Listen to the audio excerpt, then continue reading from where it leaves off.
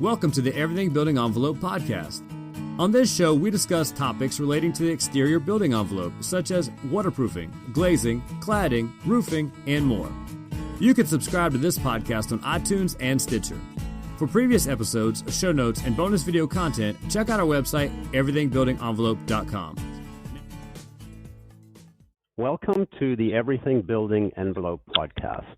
I'm Derek Segal, and I'm a building envelope consultant with GCI Consultants, and I will be your host today.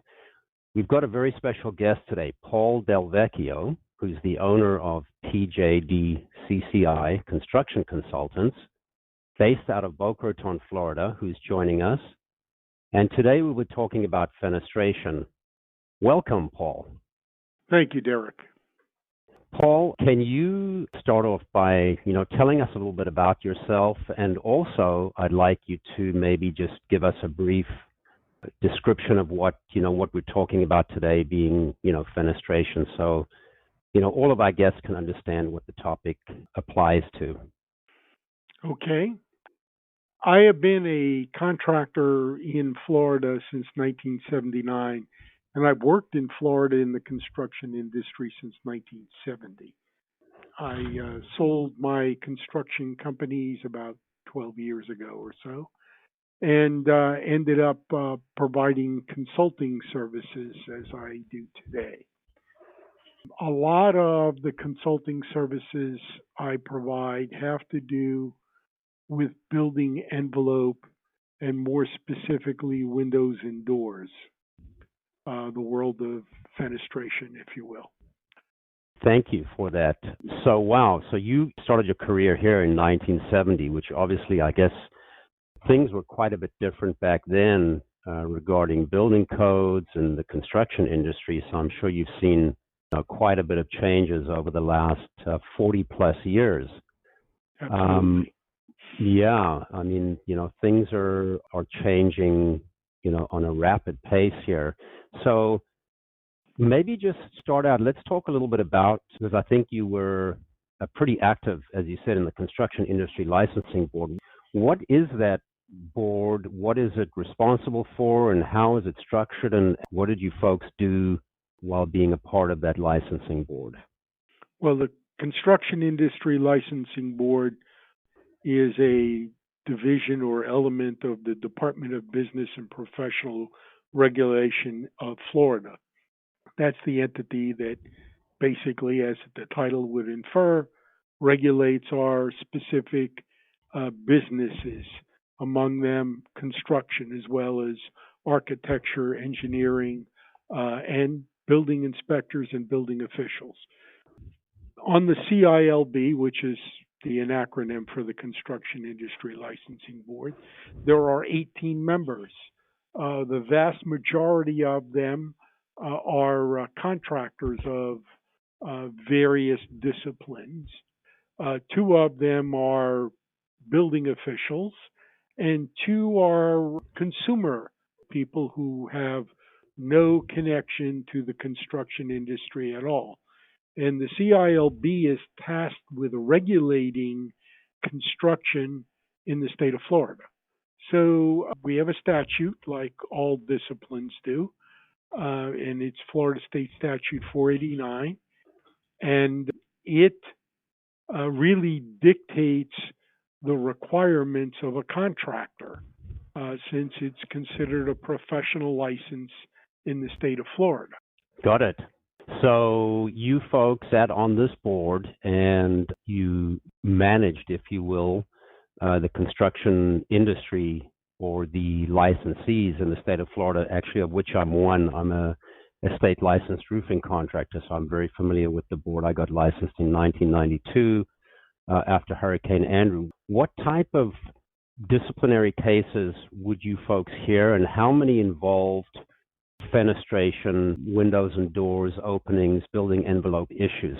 What do you have any type of percentage, and what type of cases did you guys listen to while sitting on the board?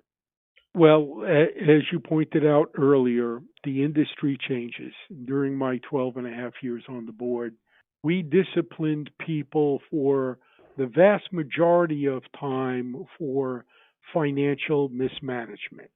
However, about 15 or so percent of the work has to do with defective work where contractors had performed the work improperly, resulting in damage that was not recovered through the civil proceedings.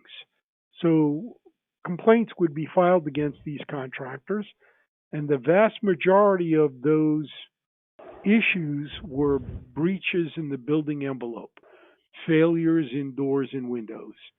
And the last or most important point would be the vast number of them were due to improper installation. Failing to follow the NOA as we have today, previously just following good standard practice, and following the building code and the provisions within the building code that are conditions precedent to installing a window or door, prepping the opening properly, flashing it. The issue with developing the primary seal between the window and or door and the structure, and understanding what a buck is, what a continuous shim is, bending, if you will, the fasteners beyond their strength, if you will. I have had, unfortunately, seen all sorts of issues, usually after we have one of our hurricanes, where I've seen windows that were attempted to be fastened with drywall screws that were foamed into place with great stuff foam, just all sorts of silliness, if you will. So ultimately, the responsibility of a proper installation sits with the contractor and not with the building official that's looking at or inspecting the work. Is that what the premise is? It's ultimately, because I guess when the building official gets there, that opening is covered up and it looks pretty and everything looks fine, but oftentimes they can't see what went on behind the finish or the drywall. Am I correct in saying that? Correct. Building officials or building departments and their delegates, building inspectors, only come out and do spot inspections of the work as it's progressing. Responsibility for complying with code is actually placed in a statute 553, and the responsibility rests with the permit holder, the contractor. So compliance with code, and there's 9 volumes and over 3,800 pages of code material. Obviously, a building department and its staff are not there to do quality control for the contractor. It's the contractor's responsibility to comply with the building code. Understanding the code are the minimum standards for safe construction in the state of Florida. Right. But it is. So would you, for example, on a large commercial building or a commercial building as a whole, even on a home, would you recommend or feel that it's a good idea for a property owner or a building community to retain an outside third-party expert to kind of be that quality control inspector to make sure that whomever is doing the work is doing it in a safe and effective manner and in accordance with the NOA and the building code? Is that a recommendation you would make to someone putting up a building or retrofitting a building? Absolutely. In the long run, the additional cost to have this additional set of eyes is outweighed by the benefit of having the work done properly and completely. And it's not only the windows and doors, it's roofing, it's the cladding on the exterior of the building structure. All of those elements are what protects the building occupants, their contents, and the structure itself. Oftentimes, these owners are, well, I'm already spending money. Why do I need they're oftentimes penny-wise and pound foolish, and really, I'm in agreement with you. As a roofing consultant, I feel it's so important, especially, when it's a large project and a lengthy project, to have someone as your advocate, your eyes and ears, and also not someone to be adversarial, but someone who understands the challenges that a contractor has, because it's not an easy job, but someone that can kind of be the middleman and kind of keep this process moving along smoothly and communicating with both parties. I would agree. And there's a side benefit I have found through the years. By going through this exercise as an independent third party, you tend to educate the contractors and the staff that are doing the work. They further understand the nexus, if you will, between the information, in the NOA and the engineering practices that went in to that window and door, and understand the minimum requirements by the building code. Ultimately, it makes them better tradespeople, better contractors. Information Which helps is everyone. something. Yeah. Absolutely, absolutely. So, say the top 4 or 5 points, what property owners should be cognizant or conscious of when having windows or doors installed. Are there some key factors that one should really, keep in the front of their mind when it comes to replacing these, what I believe are critical building components because they form part of the structure? What should they be cognizant of? Well, the ones that I have come across, both as a consultant and my time on the board, is the lack of flashing and sealants beyond what we refer to in the field as the beauty bead or exterior sealant between the cladding and the window.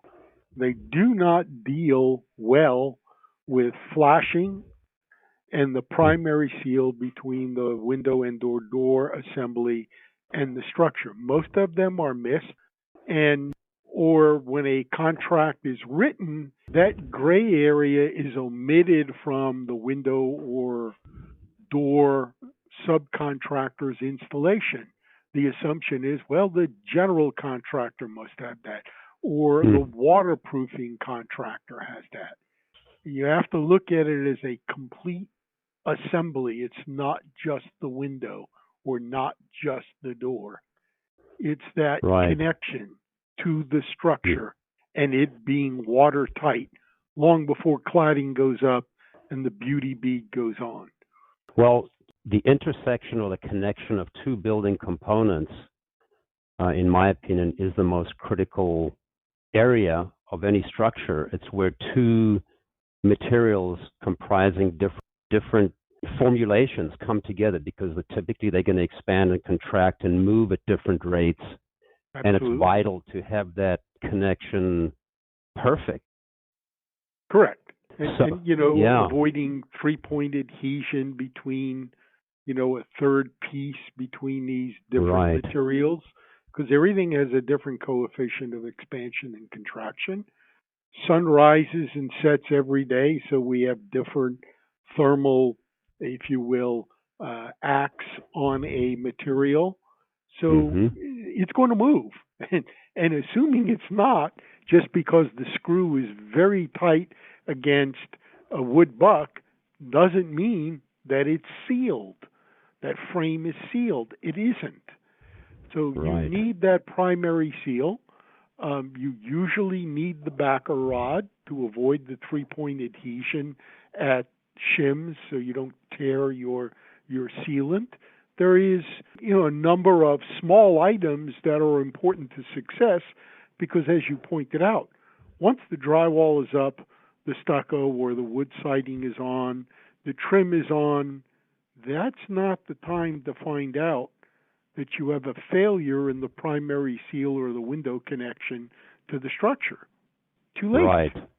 And often what you don't see is really the most dangerous stuff out there, because, we've all seen, everything looks pretty on the outside. Most owners get a false sense of security thinking that since it looks good, it must be good, and I don't see any problems, so I'm fine. I mean, is that a bad approach? Absolutely. And I will share with you an assignment I had after Wilma up in Vero Beach on some low-rise condominiums where they had recently installed impact-resistant windows. And when I went out there, every window was in perfect condition. Unfortunately, none of them were in the rough oak. They were on the ground, in the living room, in the hallway, and other places. They just came out of the opening because you buy the window, you assume that the fastener is the proper fastener, that it has the right depth, that it is anchored properly into the structure, that the primary seal that we just talked about was actually installed. In this case, they tried to handle that with great stuff foam. And the windows certainly didn't have sufficient connection to the structure.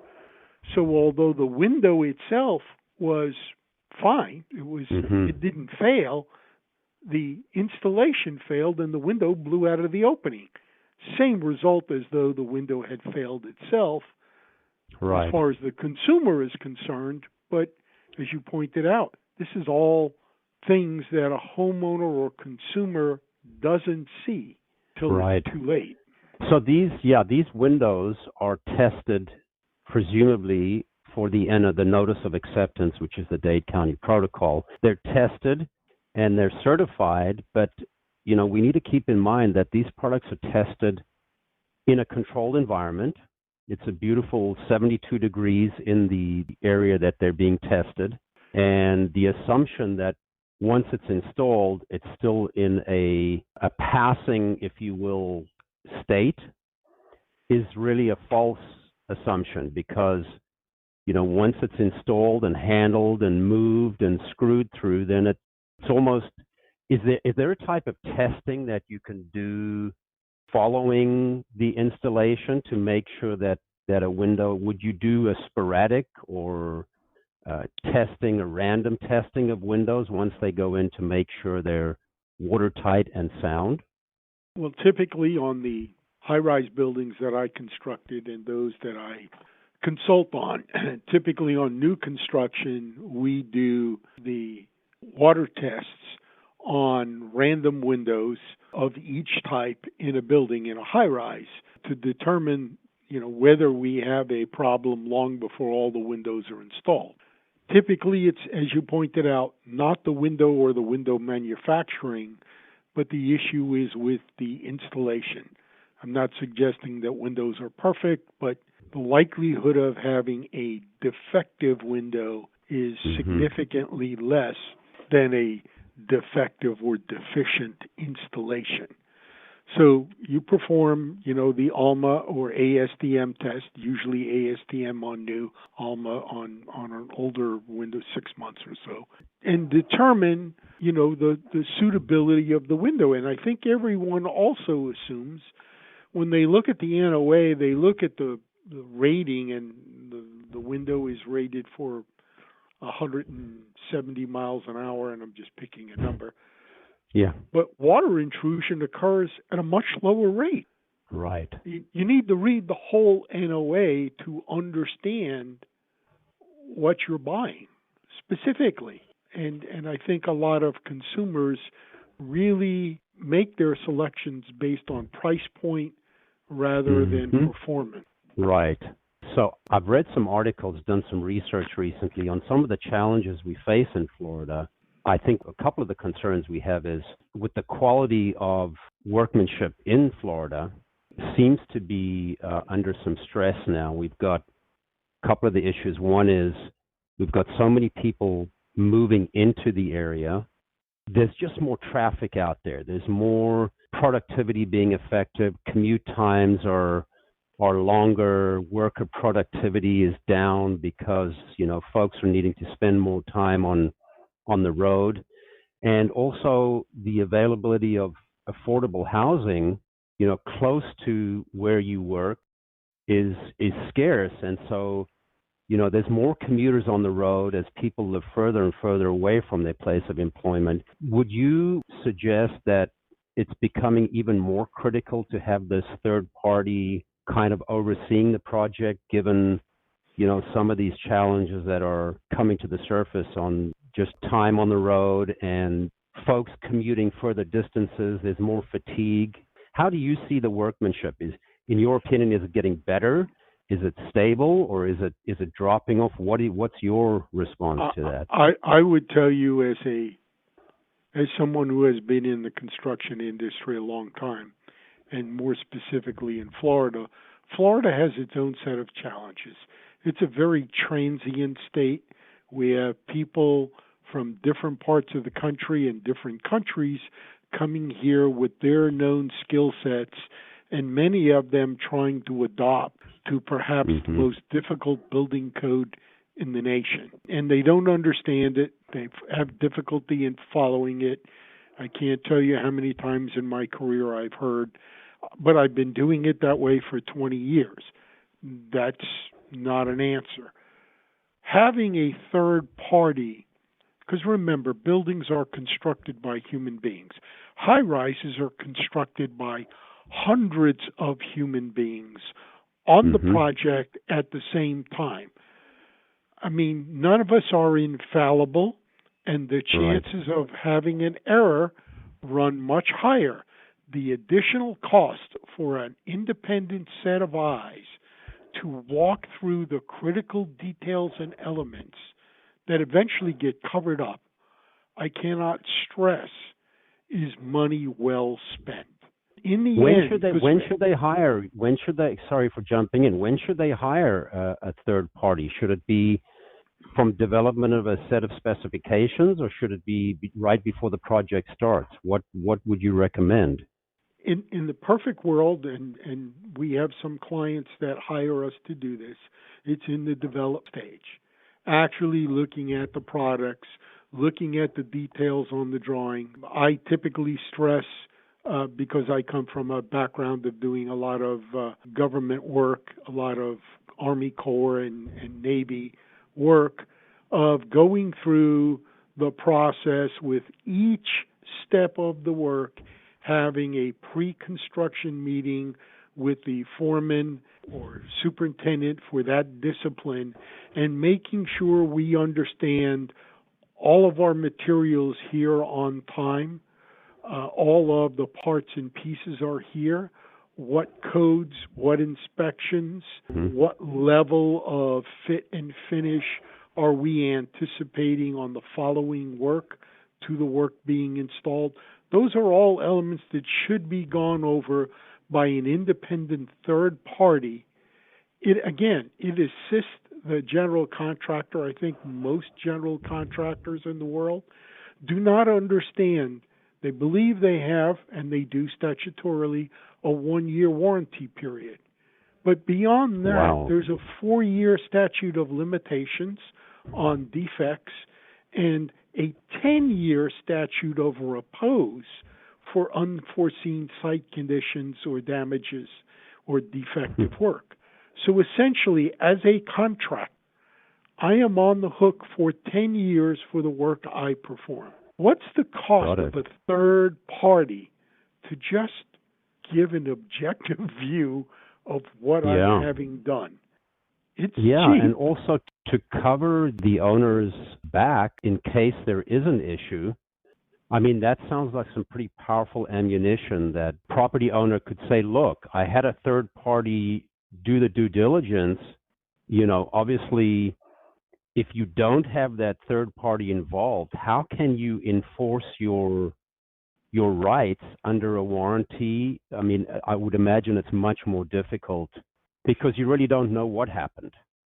So no, and that's when they call us, and it's forensic work. Both you and I have done that, and unfortunately, that's not the least expensive way to cure a problem. That's the most expensive way.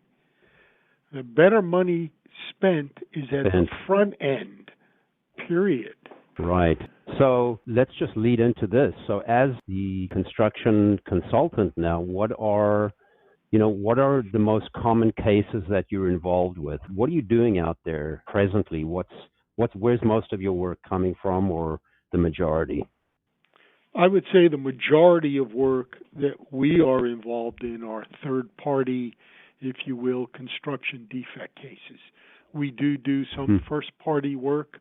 They're basically the same from the technical point of view.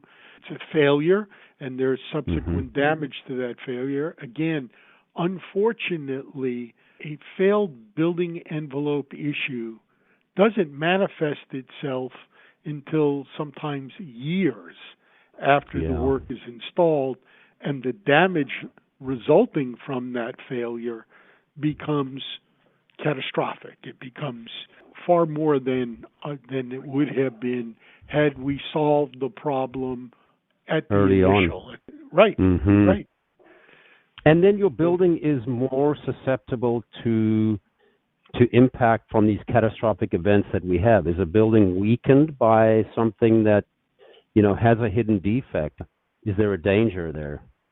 Of course, if we lose windows or doors and on a windward side of a storm, and the eye wall is passing, and the negative pressure on the leeward side, you could end up losing a roof on a residence or blowing out additional windows and doors. I just had that on several projects, several high-end residences that were constructed to Dade County's 180-mile-an-hour program in the Bahamas, and literally once we lost a door, it took the windows, doors, drywall, and almost everything else out.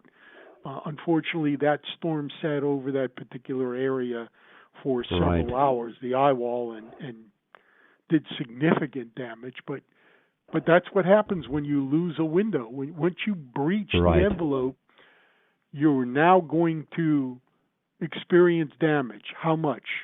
Your personal contents, the flooring, drywall. I mean, drywall's gypsum. Once it's wet, it's done.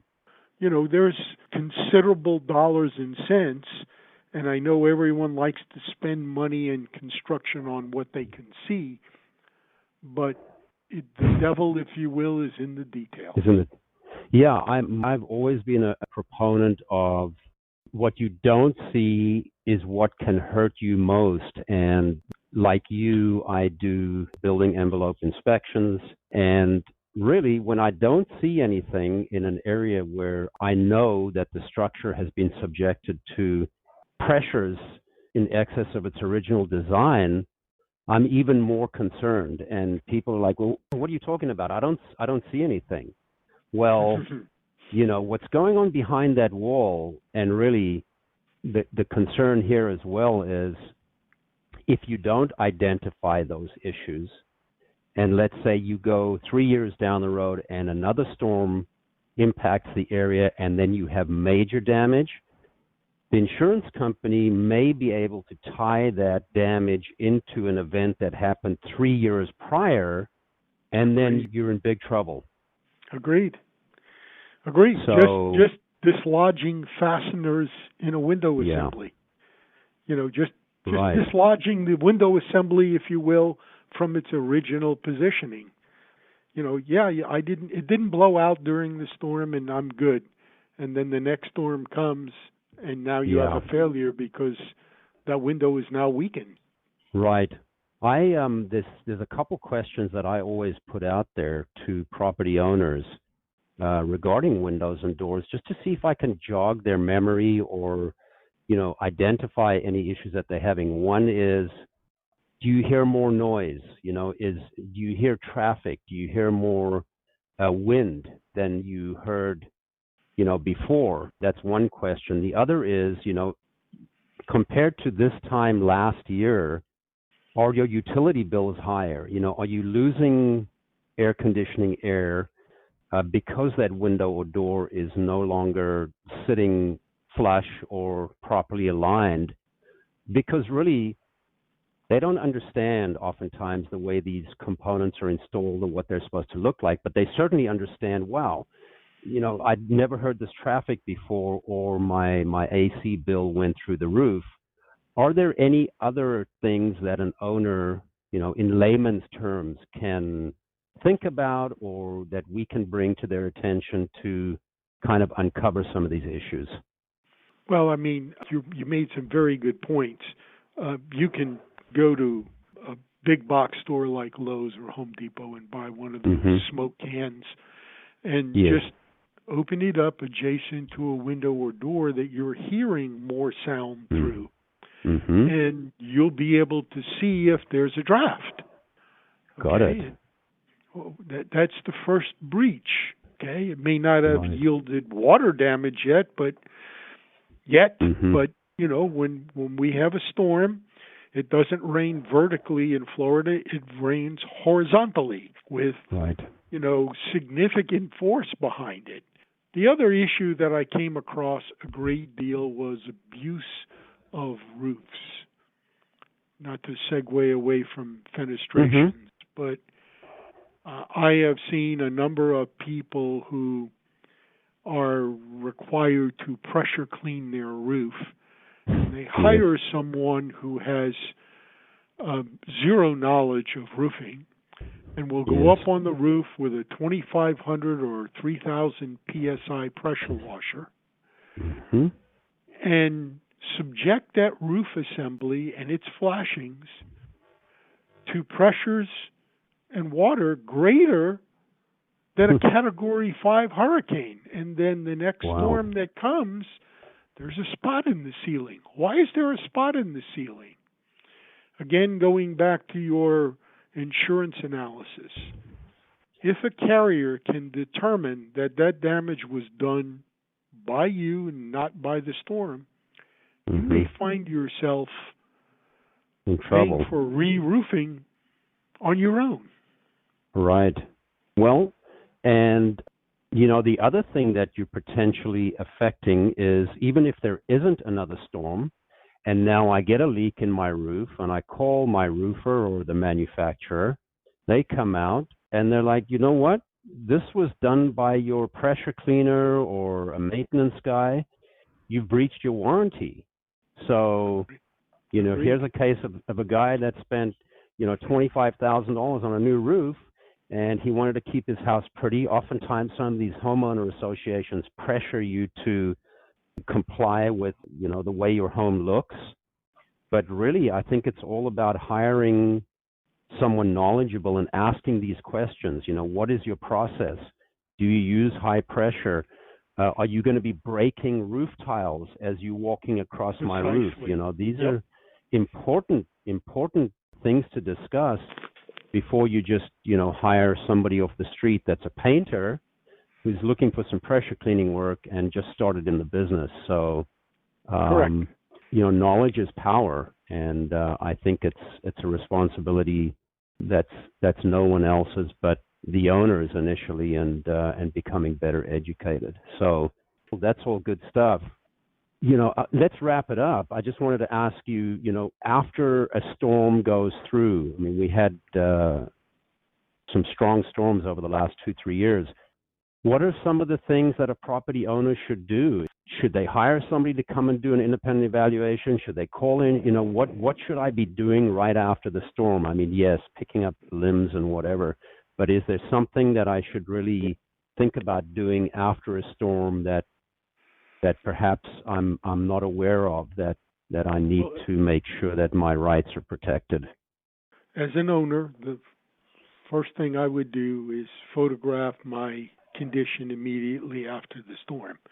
Then I would contact a third party to come out and basically survey the building itself, the structure itself, all the windows, doors, roof, flashings, any of the cladding issues.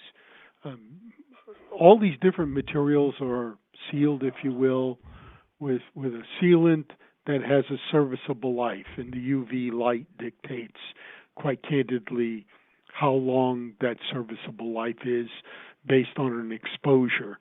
So, if you have your house painted 3 years ago and they didn't reseal the windows and doors, and now we have a catastrophic storm, you may end up with cladding being affected by water intrusion, bypassing, if you will, the beauty bead and maybe being stopped by the primary bead. So now that water is going behind the stucco or Right. behind the wood cladding or tile cladding or stone, whatever, is on the structure, and it begins to delaminate it. So, you need to have a professional come out, quite candidly, in my opinion, and look at this, not necessarily, if you will, for formulating a claim. There are people that do that, but determining precisely what was affected by this storm and what is the cost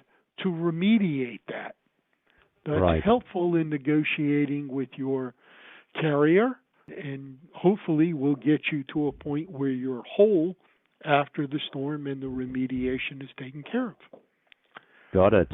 Yeah, and I think what we've seen over the last couple of years, my gosh, with this Dorian was a monster. I mean, we really need to take this seriously, and I think the trend is that storms seem to be getting stronger, in my opinion,